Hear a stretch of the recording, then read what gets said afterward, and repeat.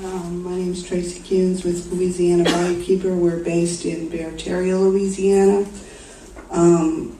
Our organization is made up of commercial fishermen, charter captains, recreationals, and folks involved in tourism, which essentially makes up our community.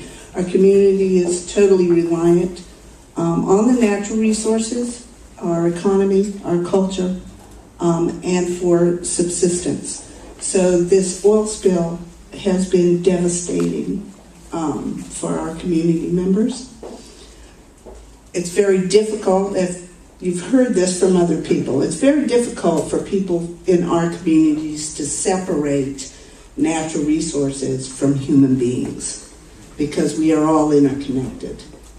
We are part of the natural resources in our community. So when we start talking about restoration of natural resources, I know that there's a legal definition that says these are the things that you have to be concerned about. But the people have to be part of that. And finding a way to integrate those people in this recovery is critical for the whole recovery of our natural resources. Reverend Tyrone spoke to that issue, and we fully support that. Coastal restoration is critical and has been for a very long time.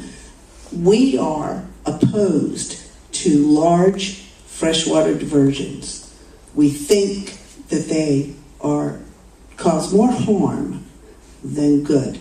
We do support wholly the Barataria-Terrebonne Estuary Programs plans because those plans were put in place with stakeholders from within all of these coastal communities. So I would ask that you look at those plans that were put together by everybody, community people, commercial fishermen, our charter captains, the oil companies, everybody participated in that. We think it's a solid program. Just need to fund a lot of that.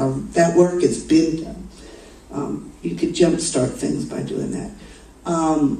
Another thing is the science. So often we hear about fisheries recovery. We need the recovery. Leaving oil all over the bottom on the inside of our estuary and in the Gulf of Mexico, how are these species going to recover? Particularly what we fish, crabs, shrimp, all these flounder, different fish. How are they going to recover if the bottom that they need is covered in oil and dispersant? We need to find a way as part of the recovery to remove that. And I don't know if it's part of cleanup because they allowed them to use dispersant, which put it there in the first place. Right. Are you going to then go back and say, as part of the cleanup, you have to clean that up, or is that part of recovery? I think that's something we need to really think through and find a way to fix. The other thing people have mentioned, a citizens advisory thing. I know that our fishermen, whether they're charter fishermen, recreationals, or commercials, are not scientists.